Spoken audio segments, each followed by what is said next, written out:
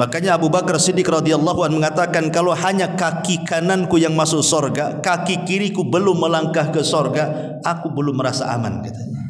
Sampai dua-duanya masuk sorga. Dan seorang mukmin tidak akan kenyang beramal saleh sampai akhir tujuannya tercapai, masuk ke dalam sorga. Ma'asyiral muslimin wal muslimat rahimani wa rahimakumullah. Neraka ini satu dari makhluk Allah Subhanahu wa taala yang tidak akan dihancurkan saat kiamat.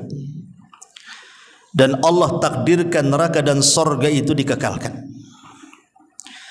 Kalau ada yang mengatakan kalau seandainya neraka dan sorga itu dikekalkan, berarti sorga dan neraka itu akan menjadi tandingan Allah. Karena Allah itu kekal, apa bedanya? Allah kekal, neraka kekal, surga kekal, berarti setara kekekalannya? Tidak.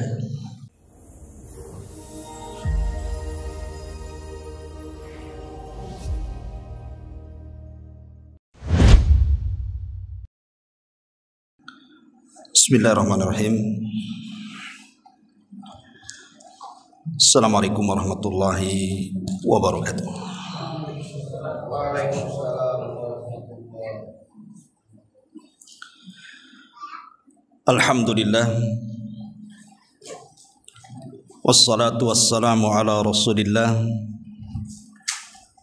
wa ala alihi wa sahbihi wa mawalah wa la hawla wa la quwata illa billahi wa ba'du. Alhamdulillah, segala puja dan puji hanya milik Allah Subhanahu wa ta'ala. Salawat dan juga salam kita hadiahkan kepada Rasul kita Nabi besar Muhammad sallallahu alaihi wa ala alihi wasallam. Pembahasan di malam hari ini, kalau minggu yang lalu kita membahas tentang kenikmatan sorga, maka malam ini sebaliknya kita akan bicara soal kengerian dan juga dahsyatnya neraka.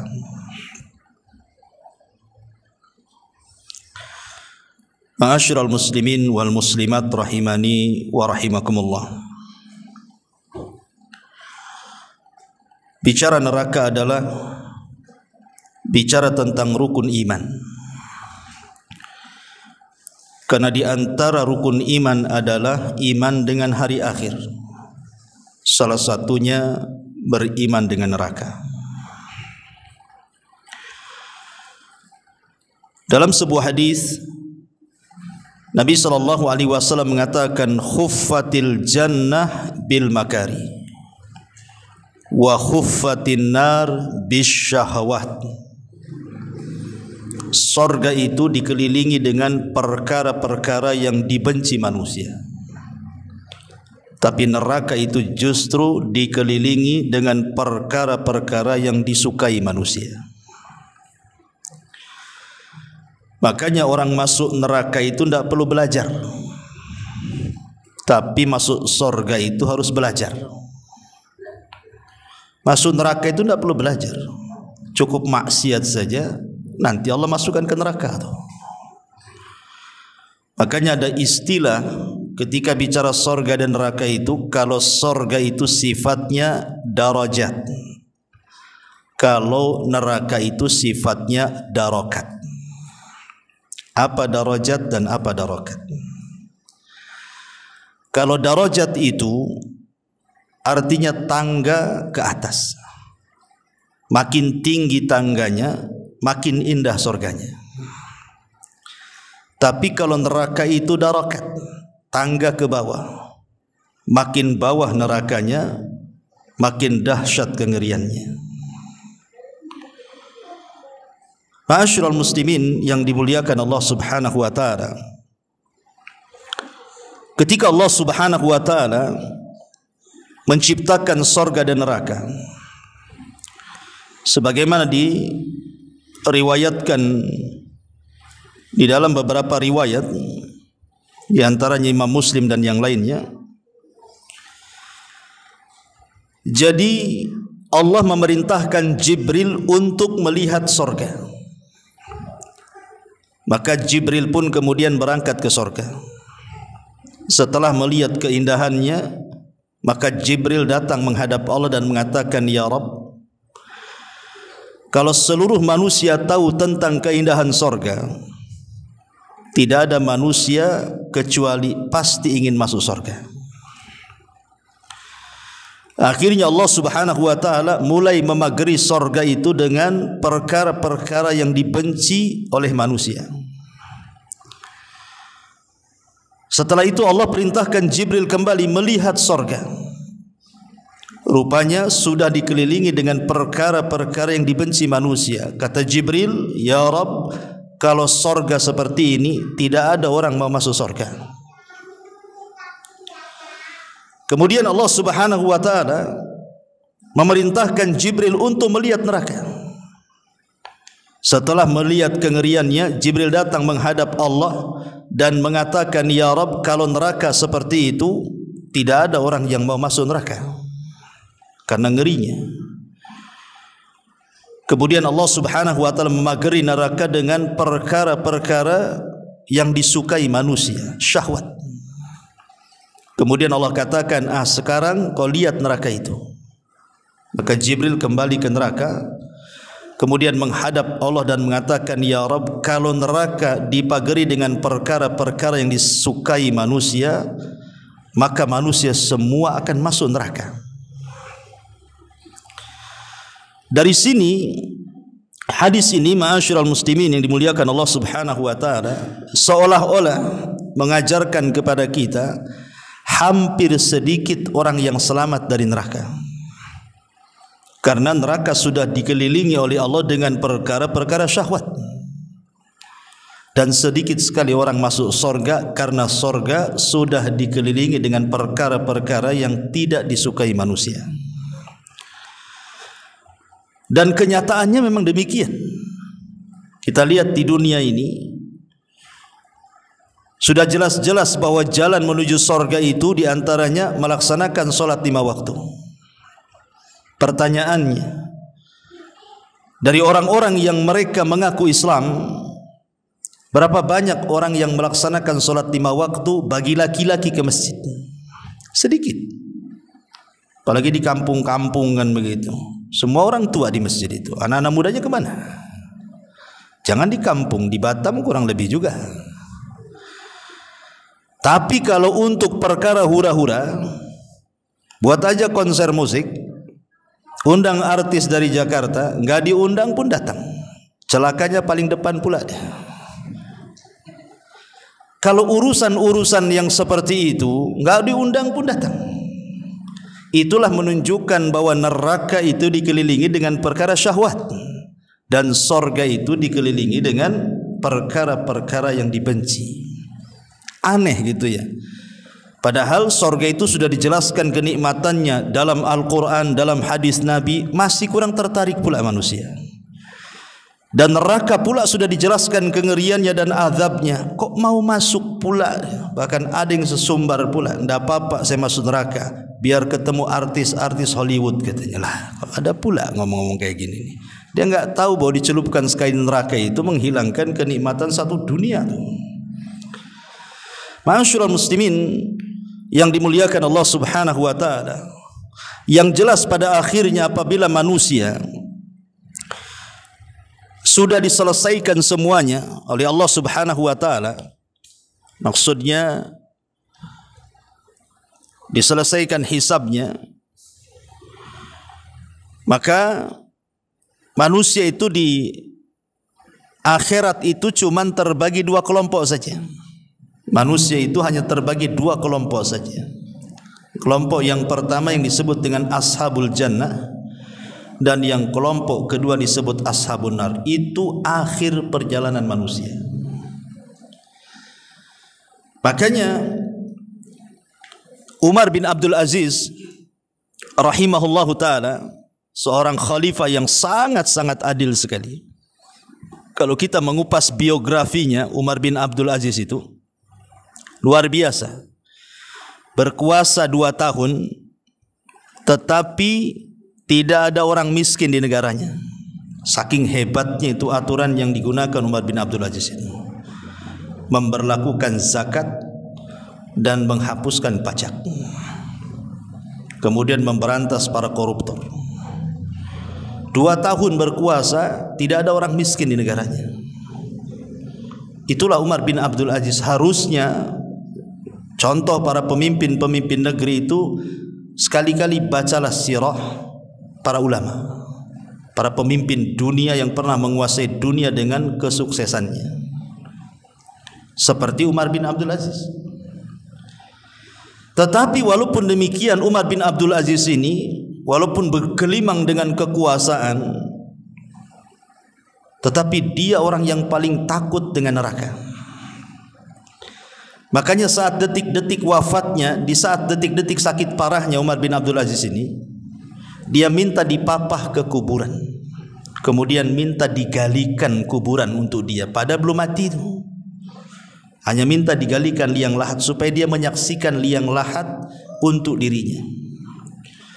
Setelah kemudian lubang itu digali dan Umar bin Abdul Aziz melihat lubang yang disiapkan untuknya, tiba-tiba dia menangis dan menangis orang di sekitarnya. Kemudian ditanyakan, wa mayubkika ya Amiral Mukminin, apa yang membuat Anda menangis wahai Amiral Mukminin? Maka Umar bin Abdul Aziz mengatakan, aku menangis karena aku tidak tahu dari kelompok mana kelak pada hari kiamat. Apakah aku termasuk kelompok min ashabin nar yang akan masuk ke dalam neraka, ataukah aku termasuk kelompok min ashabil jannah yang akan masuk ke dalam sorga? Karena manusia di akhirat itu akhirnya cuma di 2 tempat ini saja. Kalau enggak masuk neraka, ya masuk sorga, atau masuk neraka dulu baru masuk sorga. Karena cuma ada 2 tempat ini saja, tidak ada tempat ketiga. Makanya kenapa kemudian Allah Subhanahu wa taala dengan tegas mengatakan, faman zuhziha anin nar wa udkhilal jannah faqad faza. Siapapun yang dijauhkan dari api neraka dan dimasukkan ke dalam sorga, itulah kesuksesan yang sesungguhnya. Orang di dunia ini salah pengertian. Orang sukses itu kalau kaya, orang sukses itu kalau sudah menjadi pejabat pemimpin, sudah menjadi pengusaha. Bukan itu barometer kesuksesan seorang muslim. Kalau kesuksesan orang kafir, ya, karena bagi orang kafir dunia ini sorga bagi mereka. Tapi bagi orang mukmin dunia ini penjara bagi mereka. Seorang mukmin memandang kesuksesan itu ketika kedua kakinya betul-betul melangkah ke dalam sorga. Kalau hanya baru 1 kaki, dia belum merasa aman. Makanya Abu Bakar Siddiq radhiyallahu anhu mengatakan, kalau hanya kaki kananku yang masuk sorga, kaki kiriku belum melangkah ke sorga, aku belum merasa aman, katanya. Sampai dua-duanya masuk sorga. Dan seorang mukmin tidak akan kenyang beramal saleh sampai akhir tujuannya tercapai, masuk ke dalam sorga. Ma'asyiral muslimin wal muslimat rahimani wa rahimakumullah. Neraka ini satu dari makhluk Allah Subhanahu wa taala yang tidak akan dihancurkan saat kiamat. Dan Allah takdirkan neraka dan sorga itu dikekalkan. Kalau ada yang mengatakan kalau seandainya neraka dan sorga itu dikekalkan, berarti sorga dan neraka itu akan menjadi tandingan Allah. Karena Allah itu kekal. Apa bedanya? Allah kekal, neraka kekal, sorga kekal, berarti setara kekekalannya. Tidak. Kita bantah bahwa sorga dan neraka itu kekal karena Allah yang berkehendak akan keduanya kekal. Dan sorga dan neraka itu sebelumnya tidak ada, kemudian Allah adakan. Setelah Allah ciptakan, kemudian Allah takdirkan, dikekalkan. Jadi sorga dan neraka itu mereka tergantung kekekalannya dengan kekekalan Allah Subhanahu wa taala. Tapi Allah Subhanahu wa taala tidak pernah didahului dengan ketidakadaan. Sorga itu bukan menentukan kekekalan Allah, tidak. Allah yang menentukan kekekalan surga dan neraka. Jadi beda. Dari sini kita tahu bahwa Allah sudah mentakdirkan surga itu kekal. Makanya ada hadis yang mengatakan idza dakhala ahlul jannatil jannah wa idza dakhala ahlun narin nar. Apabila penduduk surga seluruhnya sudah masuk ke dalam surga, tidak ada yang tersisa. Baik yang di neraka sudah dikeluarkan dan dimasukkan ke dalam surga. Dan apabila penduduk neraka sudah menghuni neraka, ji'a bil mauti ala suratil kabsi, maka kematian akan didatangkan di antara surga dan neraka dalam bentuk kambing gibas, kambing wol. Kemudian disembelih di antara surga dan neraka. Artinya kematian dimatikan oleh Allah Azza wa Jalla. Kalau kematian mati, berarti tidak ada kematian lagi.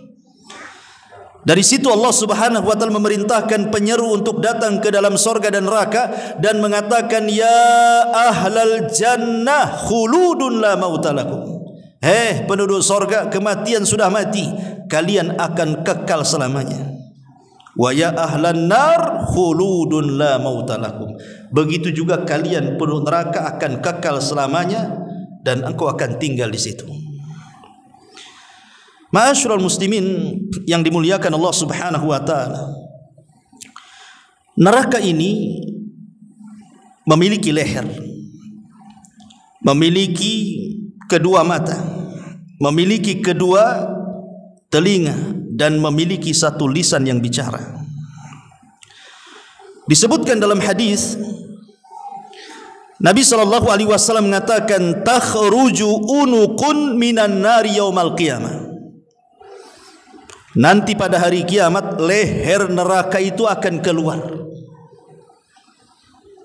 Jadi manusia-manusia yang ada di padang mahsyar itu, mereka akan menyaksikan leher neraka itu keluar mendekat mereka, siap untuk mencaplok satu persatu yang berhak diambilnya. Kemudian kata Nabi SAW, laha ainani tubsiran. Dan dalam leher neraka itu terdapat dua mata yang akan memandang tajam kepada siapa yang akan diambilnya. Wa udhunani tasma'an, dan memiliki dua telinga yang akan mendengar. Wa lisan yantik, dan memiliki lisan yang akan bicara. Thumma yaqul, kemudian neraka akan bicara, inni wukiltu bisalathin, aku diserahi oleh Allah untuk mengambil 3 kelompok. Aku disuruh oleh Allah untuk menyambar 3 kelompok. Bikulli jabbarin anid, yang pertama orang-orang yang sombong. Wa bikulli man da'ama Allahi ilahan akhar, dan orang-orang yang menyekutukan Allah Subhanahu wa taala dengan yang lainnya. Wabil musawwirin, dan para penggambar, pelukis yang menggambar dan melukis makhluk-makhluk yang bernyawa. Hati-hati jadi profesi pelukis ini, masuk dalam hadis ini. Kalau melukis pohon kelapa ya tidak apa-apa, melukis gunung, pantai, nggak ada masalah. Tapi kalau yang dilukis itu adalah makhluk yang bernyawa, manusia, binatang, masuk di sini. Nih profesi pelukis, hati-hati. Ya. Walaupun ada sebagian para ulama mengatakan boleh menggambar makhluk yang bernyawa itu asal tanpa kepala. Nah, bolehlah buat gambar kambing tapi jangan pakai kepala. Kasih aja kepalanya kelapa gitu kan. Tapi nggak cantik juga kan itu. Tapi lihat bagaimana, karena nanti pada hari kiamat para penggambar ini akan disuruh menghidupkan, dan dia tidak akan mampu menghidupkan. Dan ketika tidak mampu menghidupkan, dia akan diazab oleh Allah Subhanahu wa taala, dan azabnya sangat dahsyat karena dia meniru ciptaan Allah Subhanahu wa taala. Ma'asyiral muslimin yang dimuliakan Allah Azza wa Jalla, apabila orang masuk neraka dan api neraka itu sudah dinyalakan, ketika api neraka sudah dinyalakan maka tidak akan dipadamkan selamanya. Kalau api neraka sudah dinyalakan Allah, maka tidak akan padam selamanya. Yang ada makin besar makin besar. Allah mengatakan wa idal jahimu syu'irat. Apabila neraka jahim itu dinyalakan oleh Allah Azza wa Jalla. Dan dalam ayat yang lain, kami tambah apinya. Inilah perbedaan sorga dengan neraka. Jadi neraka itu semakin hari semakin ganas, semakin dahsyat, semakin panas, semakin berkobar apinya. Tapi kalau sorga semakin hari semakin nikmat, semakin nikmat, semakin nikmat, dan bertambah kenikmatannya. Makanya orang-orang yang masuk neraka itu mereka tersiksa luar biasa, sehingga sebagian mereka itu kalau seandainya punya tebusan asal mereka keluar dari neraka, mereka akan menebus, walaupun mereka tebus dengan keluarga mereka di dunia. Ikhwan, kalau seandainya ada anak kita tersandung kasus narkoba, kriminal, masuk penjara, kadang-kadang kita orang tua ini kasihan. Terkadang ngutang-ngutang pun ngutang-ngutang lah, yang penting anak keluar dari penjara. Saking sayangnya. Di dunia kita tebus anak kita, tapi di akhirat terbalik, anak kita jadi tebusan. Saya bayangkan, di dunia kalau istri kita, keluarga kita tersandung kasus, pasti kita akan berusaha untuk mencari tebusan, cari lawyer supaya dia bebas. Tapi di akhirat terbalik pula. Kalau bisa saya keluar di neraka, anak saya yang masuk, istri saya yang masuk, suami saya yang masuk, keluarga saya yang masuk, asal dia yang keluar. Seperti itu dahsyatnya. Makanya Allah Subhanahu wa taala menyebutkan dalam surah Al-Ma'arij, apa kata Allah Subhanahu wa taala? Yawaddul mujrimu law yaftadi min adzabi yawma idzin bibani wa sahibatihi wa akhi wa fasilatihi allati tu'wi wa man fil ardi jami'an thumma yunji. Apa kata Allah? Orang-orang yang mujrim, orang-orang yang berdosa itu, mereka berangan-angan, bercita-cita kalau mereka ingin keluar dari neraka dengan cara menebus dengan anaknya, menebus dengan pasangannya, menebus dengan saudaranya, menebus dengan unta-untanya, bahkan dengan seluruh kekayaannya yang ia miliki satu dunia. Kalau dia punya, maka akan jadi tebusan. Yang penting dia selamat. Lihat, ya, dahsyatnya seperti itu juga.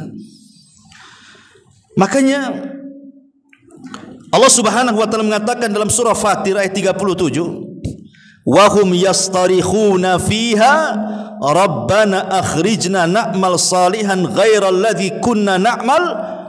Maka Allah jawab, awalam nu'ammirkum ma yatadzakkaru fihi man tadzakkar wa ja'akumun nadhir fadzuqu fama lidh-dhalimin min nasir.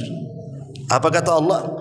Dan mereka berteriak-teriak di neraka, saking tersiksanya mereka berteriak-teriak, menjerit-jerit di neraka. Dan mereka memanggil-manggil Allah dan mengatakan, Rabbana ya Rabb kami, akhrijna, keluarkan kami dari neraka. Karena tidak tahan, minta dikeluarkan. Mulai mereka berjanji kepada Allah, kalau kami dikeluarkan dari neraka, ya Allah, na'mal salihan, kami janji kami akan beramal soleh, katanya. Yang dulu di dunia kami lalai, kami janji kalau engkau keluarkan kami dari neraka, kami akan baik di dunia. Apa jawaban Allah? Awalam nu'ammirkum, kenapa kau ngomong sekarang? Di dunia aku sudah kasih umur panjang kepada kamu, bahkan sudah datang peringatanku kepada kalian. Wa ja'akumun nadhir. Kemana saja di dunia seolah-olah ingin mengatakan, loh dulu aku kasih umur panjang loh kepada kamu. Ada yang mengatakan, ahli tafsir, maksudnya awalam nu'ammirkum ini maksudnya diisyaratkan kepada orang-orang yang usianya 60 tahun. Walaupun ada yang mengatakan 40 tahun. Jadi ini ayat ini peringatan kepada anda yang usianya sudah 40 tahun. Dan lebih dahsyat lagi peringatan ini kepada anda yang usianya 60 tahun. Seolah-olah Allah mengatakan, lah di dunia aku lo kasih usia sampai 40 tahun, sampai 60 tahun. Kemanakan usia itu? Gitu maksudnya. Kenapa kemudian di usia 40 tahun atau dia 60 tahun? Karena biasanya usia 40 tahun itu hampir secara keseluruhan nikmat Allah itu sudah kita terima. Rata-rata usia 40 tahun ke atas itu rata-rata sudah berkeluarga. Itu nikmat. Rata-rata sudah punya anak. Rata-rata sudah punya tempat tinggal. Rata-rata sudah punya pekerjaan. Rata-rata akalnya sudah bijaksana. Ya.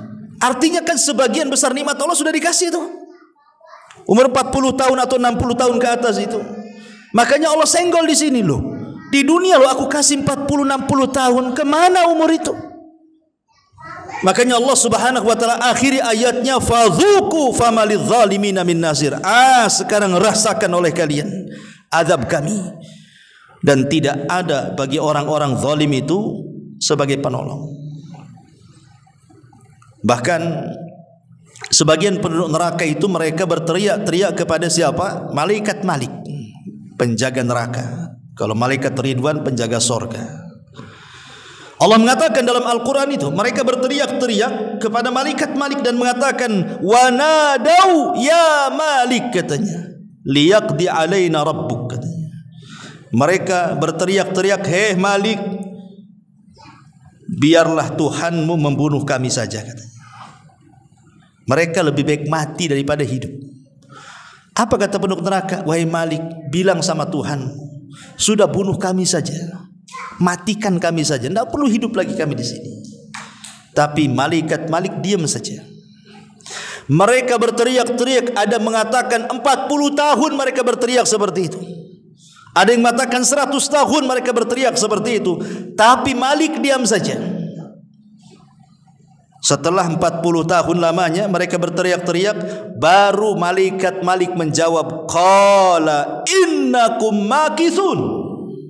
Oh tidak, kalian akan tetap hidup dan tinggal di sini, katanya. Nauzubillah. Ya.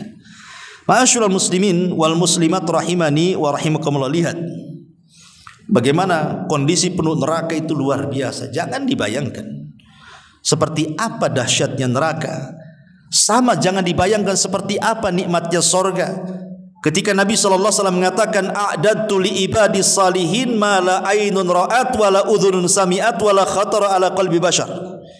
Aku peruntukkan sorga itu untuk hamba-hambaku yang saleh. Kenikmatannya tidak pernah dilihat mata, didengar telinga, terlintas pun tidak. Neraka pun seperti itu.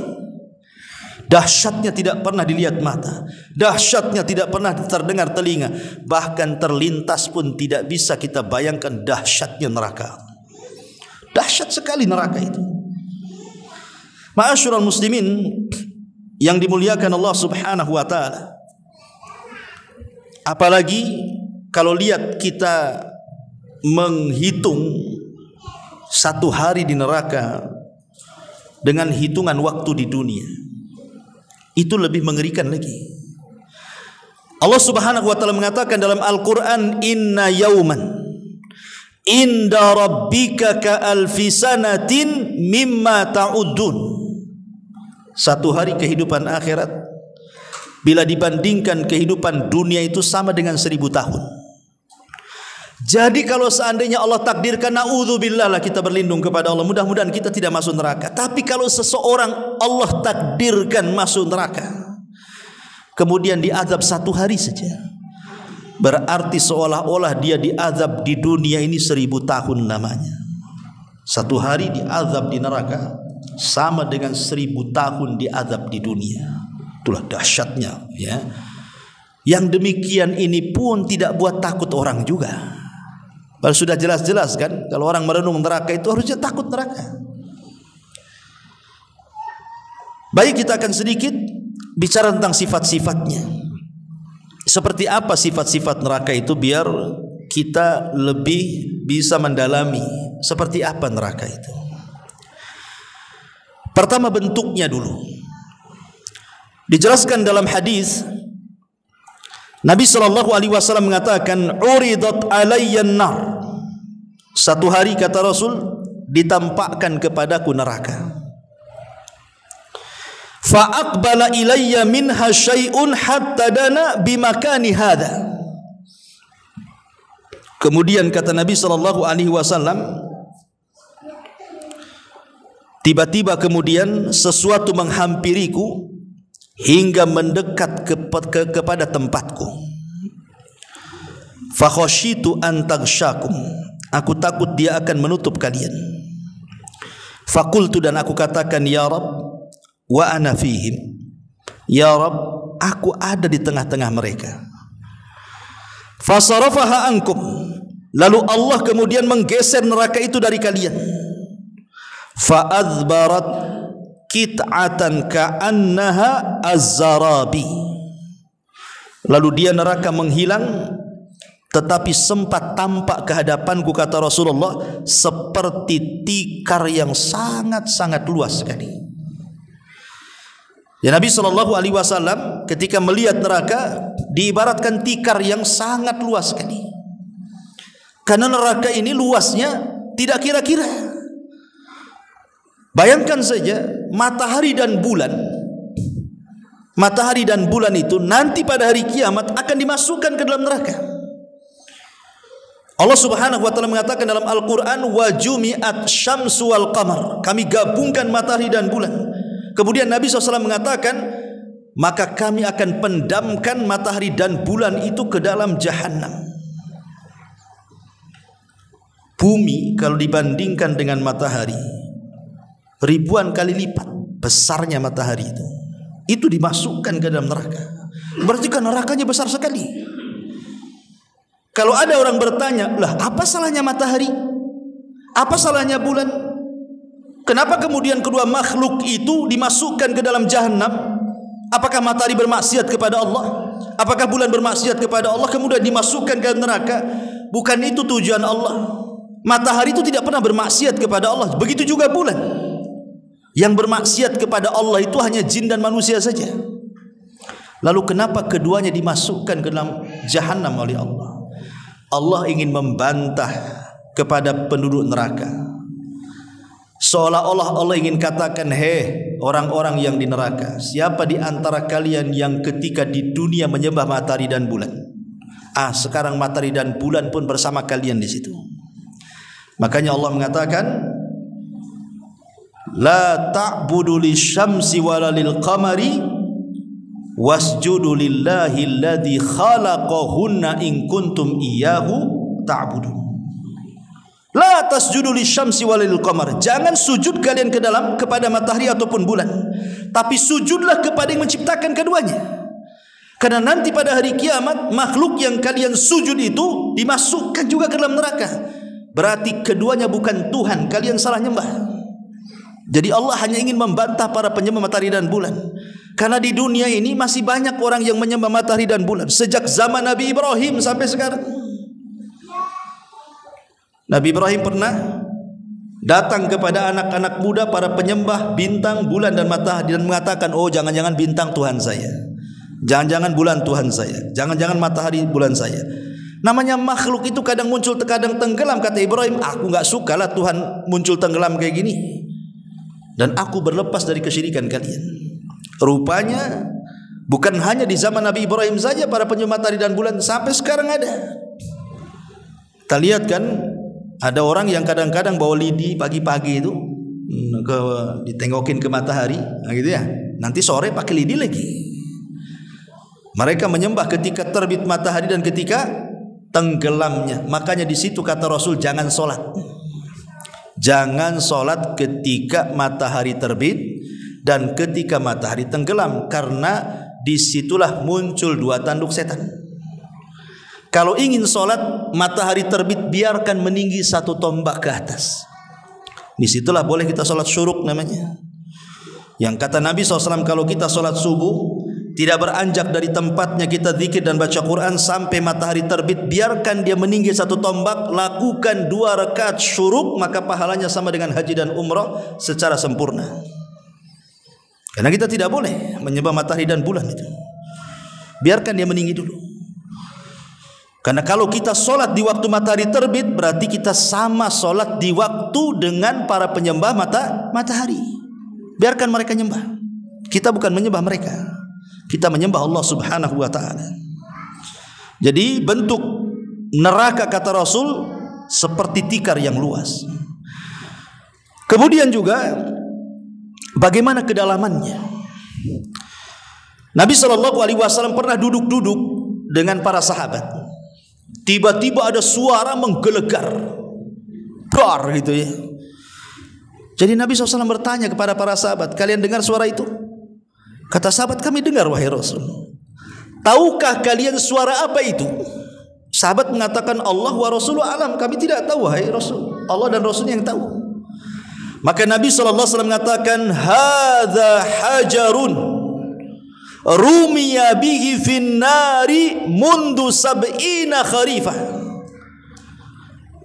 falahu wa yahwi fin naril an hinan taha ila qa'riha, kata Rasul. Itu batu sebesar unta yang dilempar ke dalam jahanam. Sudah 70 tahun batu itu melayang-layang. Sekarang sudah sampai di dasarnya. Artinya kedalaman neraka itu, kalau kita lempar batu sebesar unta, setelah 70 tahun baru sampai di dasar jahanam itu. Itu kedalamannya itu. Coba bayangkan, kalau kita naik ke gunung saja yang sangat tinggi, jangan ke gunung lah. Pamannya ada hotel yang di Nagoya itu yang tinggi itu, naik ke atas, nengok ke bawah tuh. Kalau orang tak terbiasa ketinggian, udah gemetar tuh, udah darah berhenti semua, udah takut kita. Lah gimana orang yang kemudian kepleset dari titian sirat itu kemudian masuk ke dalam neraka itu? Dia baru sampai di neraka itu 70 tahun, bayangkan. Lah itu kedalamannya itu. Ngeri itu neraka itu, ya. Kemudian juga ada pun panasnya. Nabi SAW mengatakan, narukum juz'un min sab'ina juz'an min nari jahannam. Api kalian di dunia ini itu hanya satu bagian dari panasnya api neraka yang ada dari 70 bagian. Dalam riwayat 100 bagian. Jadi api di dunia itu hanya satu bagian dari 70 bagian. Dalam riwayat 100 bagian. Yang satu bagian saja, lihat, bisa membakar loh. Api di dunia saja yang sekarang kita saksikan, kalau ada kebakaran itu, mendekat aja kita tidak mau. Kadang-kadang mendekat padahal jauh jaraknya. Kalau ada angin itu hembusan panasnya luar biasa tuh. Jadi satu bagian saja yang Allah ambil dari neraka kemudian disimpan di dunia itu, kalau mau bakar dunia itu sudah cukup tuh. Gimana kalau seandainya yang satu bagian digabungkan menjadi 70 bagian atau dalam riwayat 100 bagian, panasnya seperti apa itu? Kan ngeri itu, ya. Makanya kemudian Rasul mengatakan, api kalian itu hanya satu bagian dari 70 bagian api jahanam. Ini panasnya. Kemudian bagaimana naungannya? Di dunia kadang-kadang ada awan, dan itu bisa menghalangi cahaya matahari ke kepala kita kalau ada awan itu kan. Atau mungkin ada mendung, sehingga kita tidak terlampau panas matahari ke kepala kita ini. Padahal dalam teori fisika, matahari dari kepala kita itu sangat jauh. Kalau boleh dikata hanya bisa dihitung dengan kekuatan cahaya. Tetapi dengan kuasa Allah Subhanahu wa taala, Allah letakkan matahari itu di porosnya. Kalau seandainya matahari ini keluar dari porosnya, kemudian menjauh dari bumi, beku bumi. Tapi kalau matahari keluar dari porosnya, tiba-tiba mendekat ke bumi, terbakarlah bumi itu. Tapi dengan kekuasaan Allah, Allah tempel di tempat yang pas, tidak terlalu panas, tidak terlalu dingin, sehingga tidak membakar bumi, tidak menjadikan beku bumi. Itulah kuasa Allah namanya. Tapi nanti pada hari kiamat, matahari di atas kepala kan. Siapa yang akan menaungi kita? Itu belum masuk neraka, baru di padang mahsyar itu. Bagaimana pula kalau masuk neraka, apa naungannya? Maka Allah Subhanahu wa taala mengatakan dalam surah Al-Mursalat ayat 29 sampai 31. Allah mengatakan, intaliqu ila ma kuntum bihi tukadzibun. Intaliqu ila dhillin dhi thalathi syu'ab la dhalilin wa la yughni minal lahab innaha tarmi bi syararin kal kautsar ka'annahu jimalatun sifar. Dikatakan kepada mereka orang-orang yang berhak masuk neraka itu, pergilah kalian kepada azab Allah Subhanahu wa taala. Wahai para pendusta-pendusta, pergilah kalian akan mendapatkan naungan yang mempunyai 3 cabang, yang tidak melindungi dan tidak pula menolak nyalanya api. Sesungguhnya neraka itu melontarkan bunga-bunga api besar dan setinggi istana, seolah-olah ia iring-iringan unta yang kuning, kata Allah. Lihat. Jadi sudah tidak ada naungan, di atas itu api gitu ya. Kalau saya boleh analogikan seperti ini ibu bapak ya. Ibu saya kurung di gubuk ya. Gubuknya ini tidak terlalu tinggi, mungkin 2 meter lah tingginya. Tidak ada plafon, hanya pakai seng saja. Kemudian matahari lagi terik-teriknya tuh, sehingga menyengat seng itu. Kita aja dalam gubuk itu pengen keluar tuh, kayak di sauna aja jadinya kan. Itu logika sederhana tuh. Itu belum pakai api, baru panasnya seng saja kita udah nggak tahan tuh. Jangan lagi cerita itu di rumah saja, kalau tidak ada seng, ada kipas, dah haredang-haredang aja kita kan. Maunya keluar saja. Lah ini gimana kalau seandainya naungannya bukan seng, langsung api pula di atas tuh. Dan api itu sebesar-besar istana pula. Kan ngeri sekali neraka ini kan. Nah, itu naungannya tuh. Adapun anginnya, Allah Subhanahu wa taala mengatakan wadillim min yahmum la baridin wala karim. Adapun anginnya yang akan bertolak itu min samumin wa hamim, akan datang angin yang sangat panas dan air panas yang mendidih, dan dalam naungan asap yang hitam, tidak sejuk dan tidak menyenangkan, kata Allah. Kalau ada angin di dunia masih enak lah kita, namanya panas dalam rumah, keluar ada angin, kan enak tuh. Tapi neraka itu anginnya hawa panas. Ibaratnya kita duduk di sini, di situ ada kebakaran. Tiba-tiba ada angin, kemudian apinya, panasnya itu menerpa kita. Seperti itulah kondisi neraka tuh. Ya kalau kebakaran sebentar aja bisa padam. Loh neraka siapa yang madamkan? Makanya saya katakan dari awal, kalau sudah dinyalakan tidak akan padam. Justru nyalanya akan makin besar, makin besar, makin besar. Menakutkan neraka itu. Adapun suaranya seperti apa? Allah mengatakan dalam surah Al-Furqan ayat 12, "Idza ra'aitahum min makanin ba'id sami'u laha taghayyudan wa zafira." Apabila neraka itu melihat mereka dari tempat yang jauh, maka mereka neraka itu akan menggeram, sehingga penduduk neraka itu mendengar geramannya dan suara nyala apinya. Dalam ayat yang lain, idza ulqu fiha sami'u laha sahiqa wa hiya tafur. Apabila mereka dilemparkan ke dalam neraka, mereka mendengar suara neraka yang sangat mengerikan, sedang neraka itu membara-bara apinya. Kadang kita lagi duduk saja, ibu bapak yang dimuliakan, ada suara geluduk, kalau bahasa Sunda, bahasa apa ya geluduk gitu ya, petir lah kan gitu ya, suara petir besar sekali sampai kaca gemetaran. Kadang-kadang kita aja ketakutan tuh, baru suara geluduk tuh udah gemetar kita rasanya. Lah ini suara neraka, coba bayangkan, apa enggak gemetar orang-orang di dalamnya itu? Itulah kengeriannya. Adapun khazanatuha, para penjaganya, Allah Subhanahu wa taala mengatakan alaiha malaikatun ghiladun shidadun la ya'sunallah ma amarahum wa yaf'aluna ma yu'marun. Penjaga-penjaga neraka adalah malaikat-malaikat yang sangat kasar, lagi sangat keras sekali.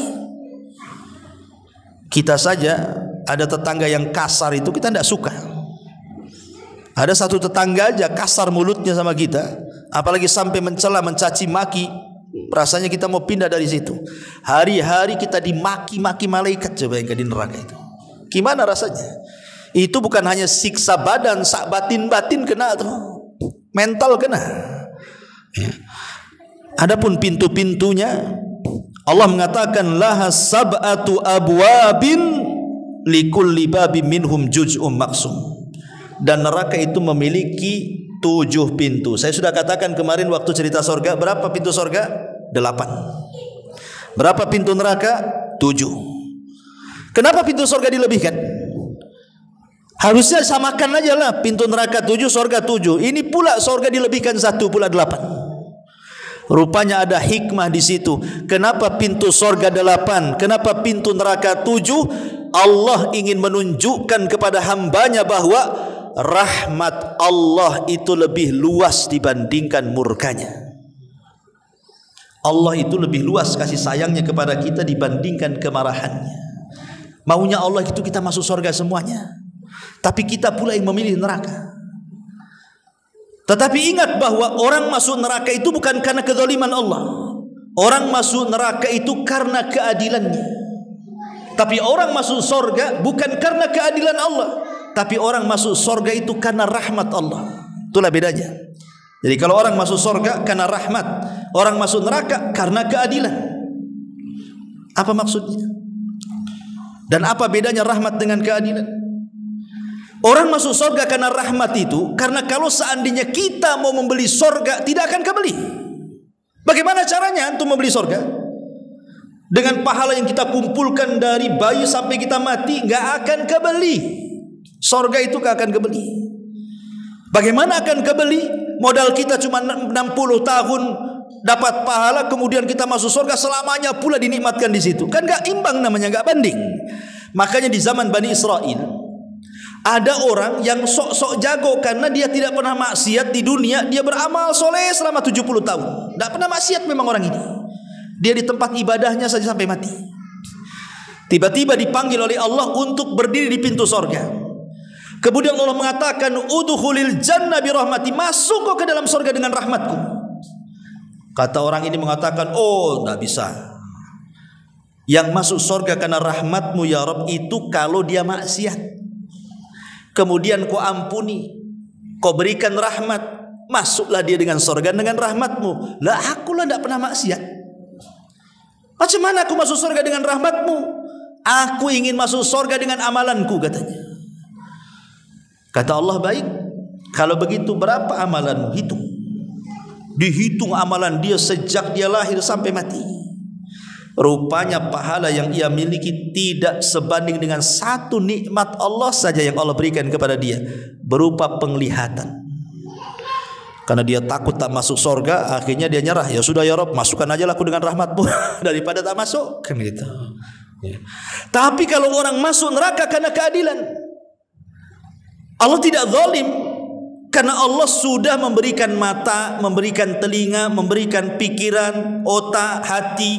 Kemudian Allah kasih 2 jalan di dunia ini. Wahadainahun najdain. Kami kasih jalan, ini loh jalan ke sorga. Dan kami sudah jelaskan begini caranya. Ini jalan ke neraka dan kami sudah jelaskan jangan sampai ke sana. Kita pula milih ke sana. Masa Allah yang disalahkan? Ya salah kamulah, kamu yang memilih neraka. Tetapi Allah itu maha adil.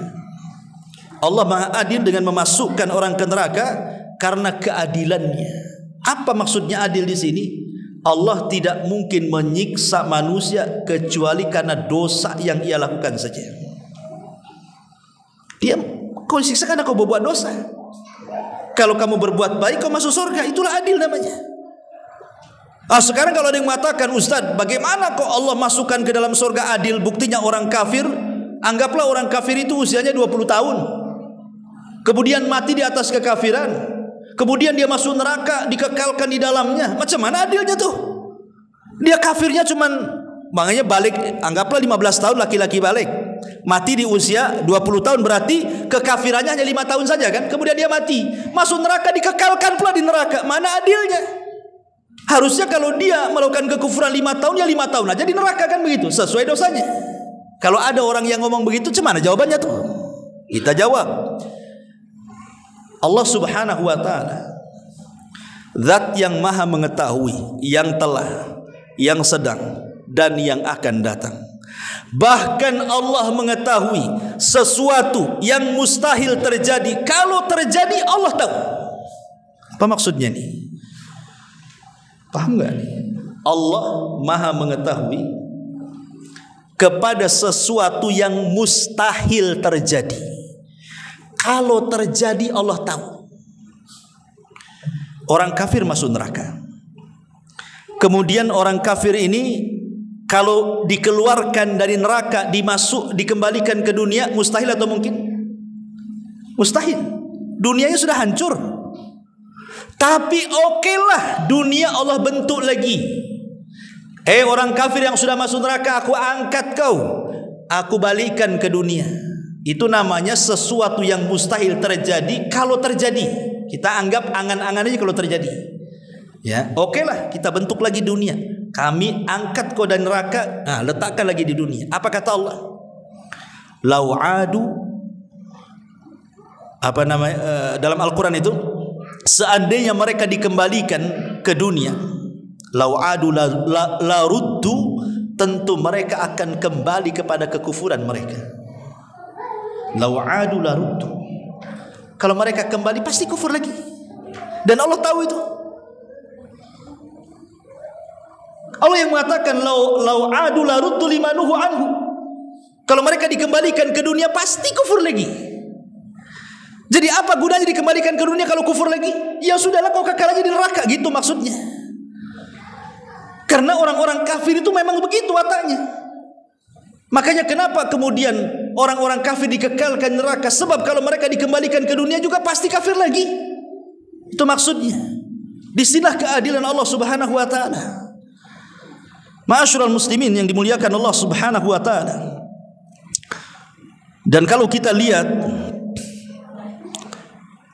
azab di neraka itu juga sama dengan kenikmatan di sorga, bertingkat-tingkat sesuai dengan amalannya. Kalau neraka sesuai dengan maksiatnya.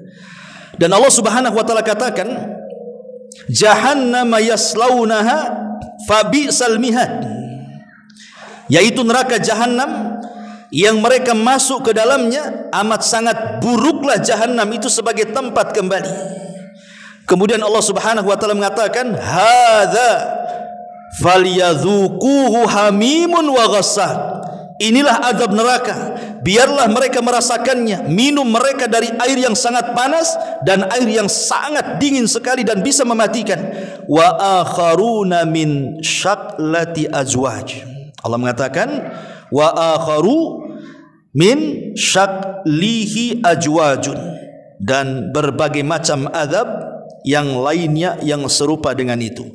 Maknanya neraka itu bertingkat-tingkat sebagaimana dosa yang kita lakukan di dunia. Makanya ada istilah neraka yang paling bawah itu siapa penghuninya? Orang-orang munafik. Jadi orang munafik itu nerakanya paling bawah sekali. Kenapa orang munafik kok paling bawah? Kenapa enggak orang kafir? Karena orang munafik itu mereka kafir tidak, mukmin tidak. Mereka membohongi orang kafir, membohongi pula orang mukmin. Dibilang kafir dia mukmin, dibilang mukmin dia kafir. Itulah munafik. Mudzabdzabina baina dzalik, tidak ke sini tidak ke sana. Merugikan dua-duanya. Mereka merugikan orang kafir, merugikan orang yang beriman. Kalau orang kafir kan jelas, kafir jelas. Munafik pula tak jelas. Makanya diletakkan di intip neraka paling dalam. Allah mengatakan, innal munafiqina fi darkil asfali minan nar. Orang munafik itu diletakkan di intip neraka yang paling dalam.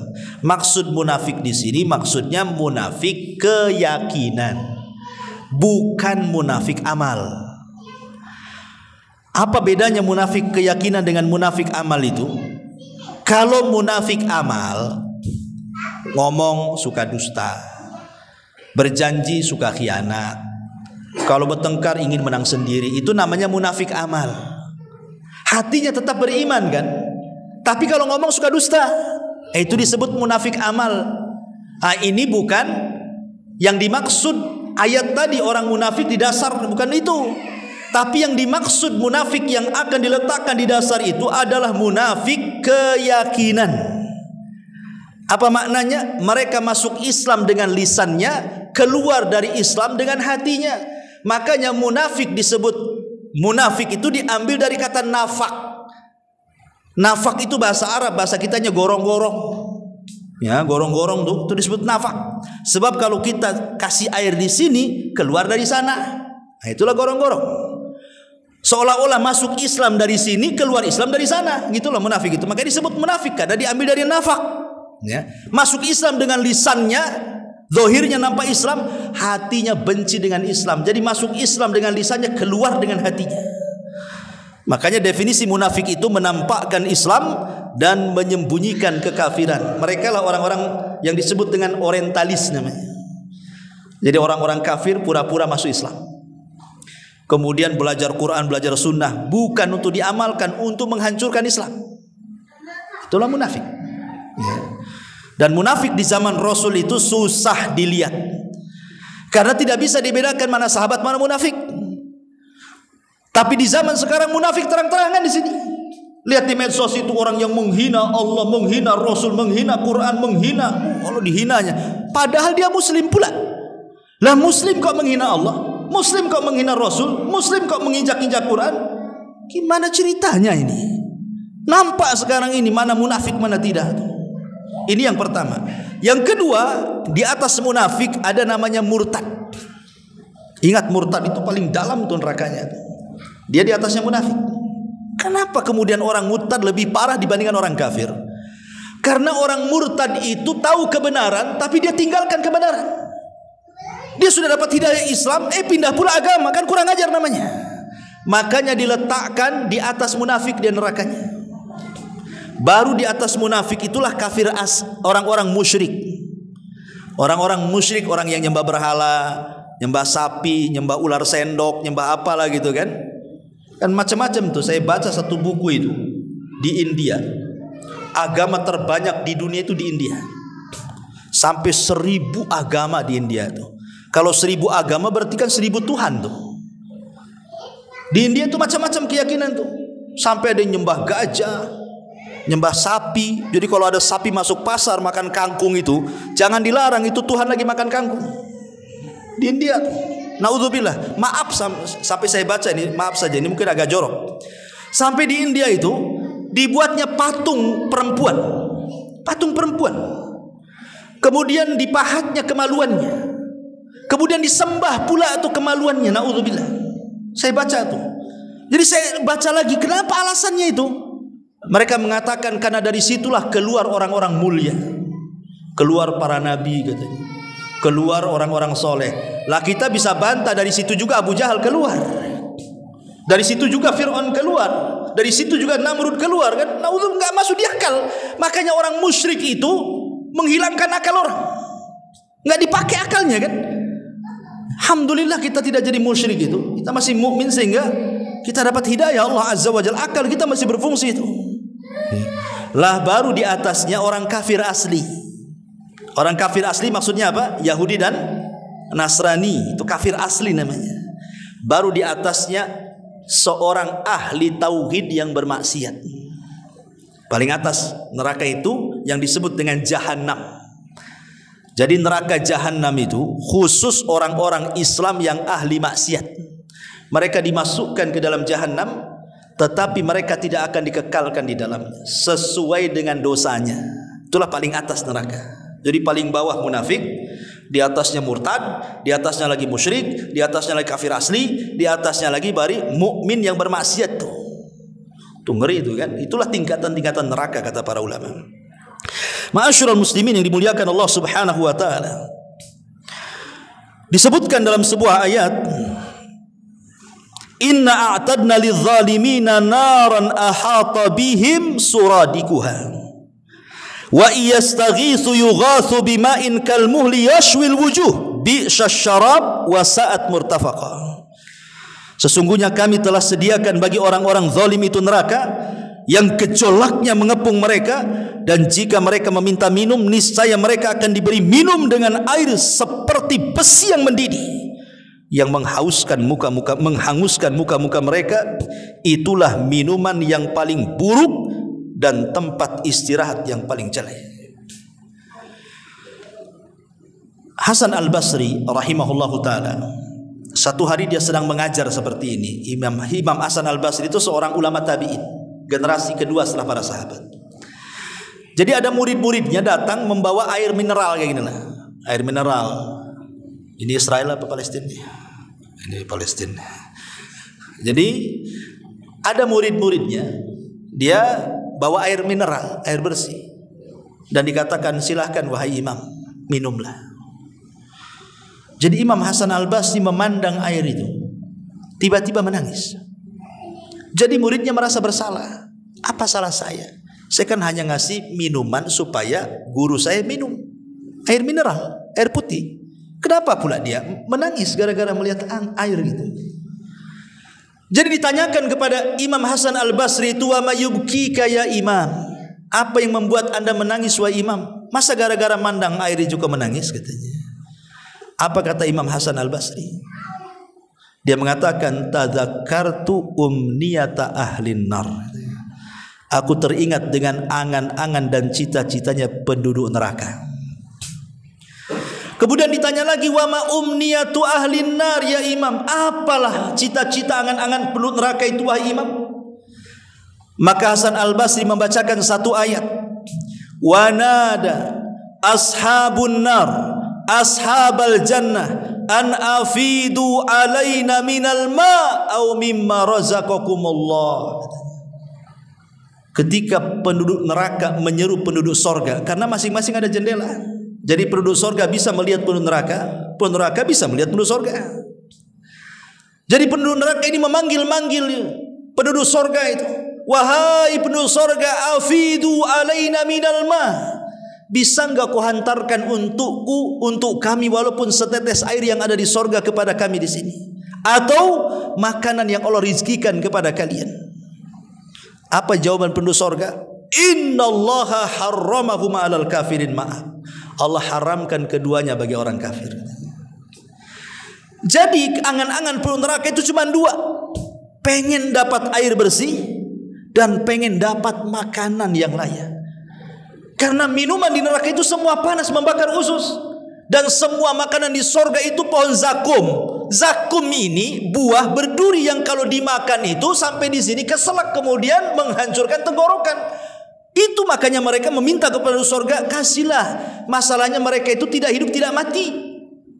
Jadi mereka meminta, ya wahai penduduk surga, kasihlah air sedikit itu ataupun mana makanan yang dirizkikan Allah. Tapi penduduk surga mengatakan, innallaha harramahum 'alal kafirin. Oh maaf, Allah haramkan kepada kalian hai orang kafir. Maka selamanya mereka akan makan dari nanah dan darahnya penduduk neraka yang sangat mendidih itu, naudzubillah. Ma'asyiral muslimin wal muslimat rahimani wa rahimakumullah. Adapun bentuk siksaannya dijelaskan dalam surah An-Nisa. Allah mengatakan, kullama nadijat juluduhum badalnahum juludan ghairaha liyadzuqul adzab. Setiap kulit mereka dihanguskan, kami ganti dengan kulit yang baru. Dihanguskan kembali, kami ganti dengan kulit yang baru supaya mereka merasakan azab. Satu hari Nabi SAW pernah bermimpi. Dalam mimpinya diapit dua malaikat, ya, kemudian dibawa ke ketinggian.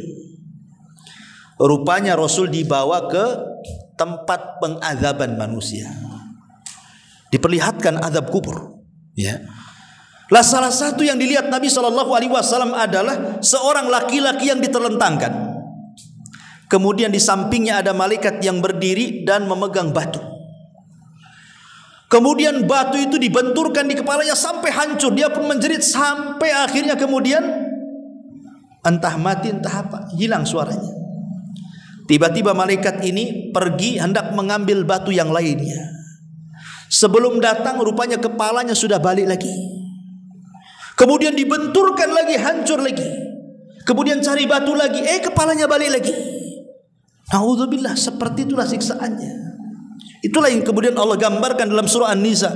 Jadi Nabi ngomong sama malaikat Jibril, "Mahadan," katanya. Siksaannya orang ini kok sampai seperti ini dahsyatnya kan itu? Emang apa dosanya? Kata Nabi SAW, karena orang ini dia berdusta sampai dustanya melambung ke ufuk katanya. Dalam riwayat, karena dia sengaja tidur di waktu datang sholat. Ada dua riwayat. Riwayat yang pertama mengatakan karena dia yakdzibu kadzba hatta balagal ufuk, karena dia suka berdusta sampai melambung ke langit. Yang kedua, nama walam yusolli, sengaja dia tidur untuk meninggalkan sholat. Antara dua ini dosanya. Apa maknanya melambung, dusta melambung ke langit itu maksudnya apa? Ibu bapak yang dimuliakan Allah Azza wa Jalla, kalau zaman dulu belum ada handphone, seseorang mau menyebarkan hoax itu lama tersebarnya kan. Pamannya saya mau buat cerita dusta nih supaya orang satu kecamatan tahu. Lama karena dari mulut ke mulut, dari kuping ke kuping kan. Mungkin tak sebulan 2 bulan baru nyebar kemana-mana. Sekarang cukup bawa handphone, tulis saja berita hoax di situ. Kemudian share, 1 menit aja udah kemana-mana tuh. Semua orang lihat, semua orang baca. Itulah namanya dusta sampai melambung ke ufuk tuh. Hadis ini memang zaman dulu susah untuk ditafsirkan. Apa maksudnya? Kok dusta sampai melambung ke ufuk? Ini gimana maksudnya? Hari ini baru kita tahu apa makna hadis itu. Karena sekarang kalau kita berdusta, tinggal share aja di internet, bukan satu Indonesia, satu dunia tahu. Itulah dosanya. Hati-hati, ini tahun politik masalahnya. Tahun politik ini tahun ngeri-ngeri sedap. Tahun penyebaran dosa jariah. Ingat, sebaiknya hati-hati pegang handphone. Jaga jempol, jangan ngelek. Ngelek jempol ke atas atau jempol ke bawah sama aja. Apalagi copy paste share, hati-hati. Jangan gara-gara kita memilih satu paslon, kemudian ada orang yang mengkritik paslon yang lain, kita senang, mantap ini nyerang ini, kita sebar juga. Belum tentu yang nulis, yang ngomong itu benar.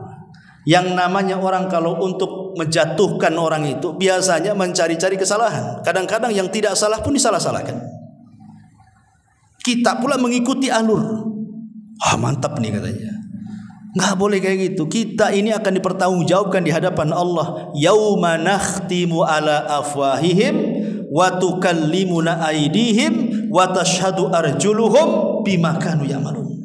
Nanti mulut kita dikunci oleh Allah. Yang ngomong apa? Tangan. Berarti tangan itu ngomongnya nulis tuh. Nulis. Kalau ngomong mulut kan suara.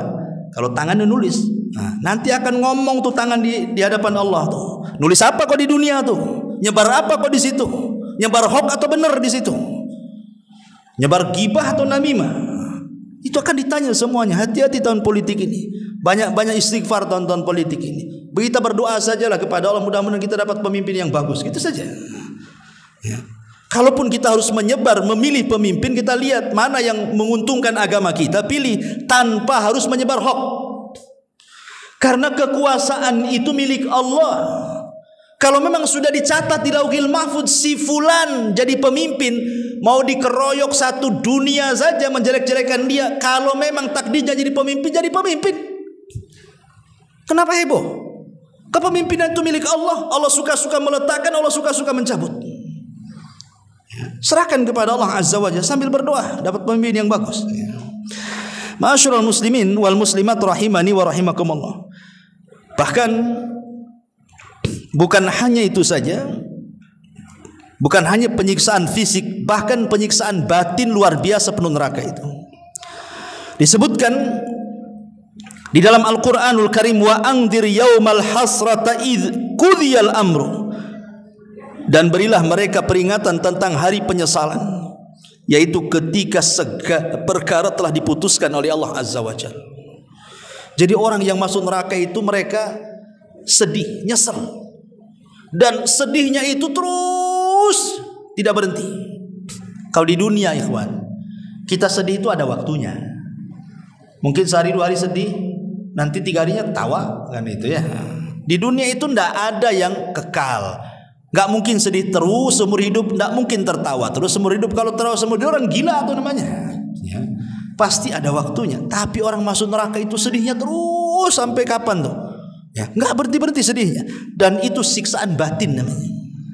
Ya, siksaan batin lebih sakit kan dibandingkan siksaan fisik gitu. Ma'asyiral muslimin wal muslimat rahimani wa rahimakumullah. Kemudian juga di antara ayatnya Allah mengatakan innakum wa ma ta'buduna min dunillah hasabu jahannam antum laha waridun. Sesungguhnya kamu dan apa yang kamu sembah selain Allah adalah umpan jahannam dan kamu pasti akan masuk ke dalamnya.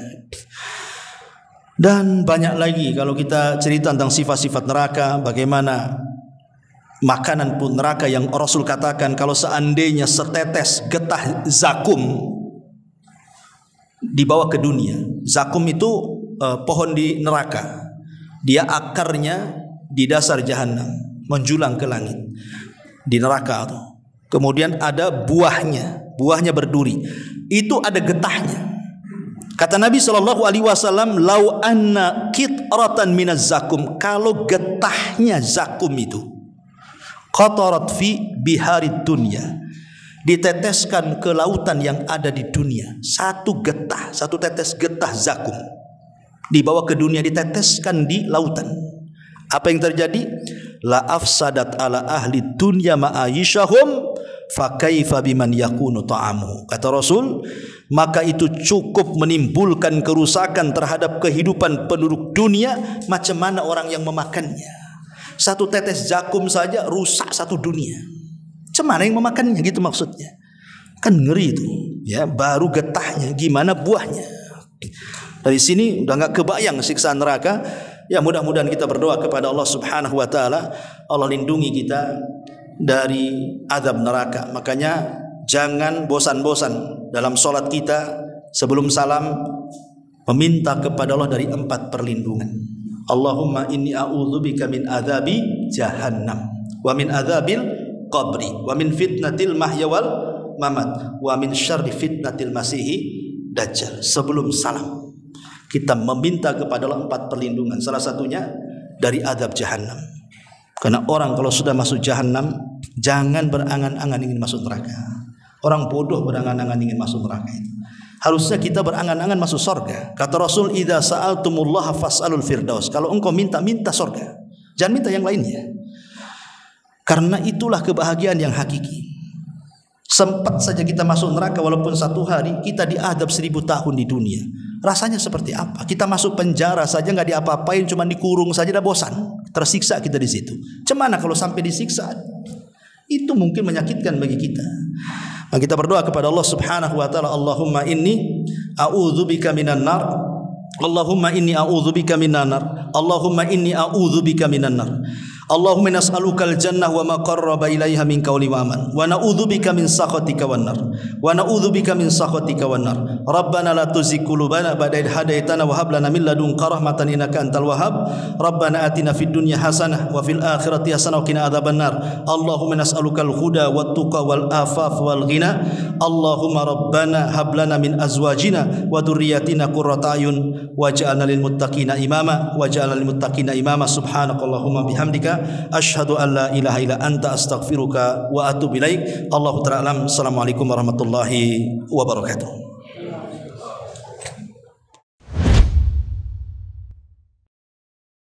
Intinya bahwa tolong berakhlak kepada Allah. Membahas tafsir dari surah Al-Imran.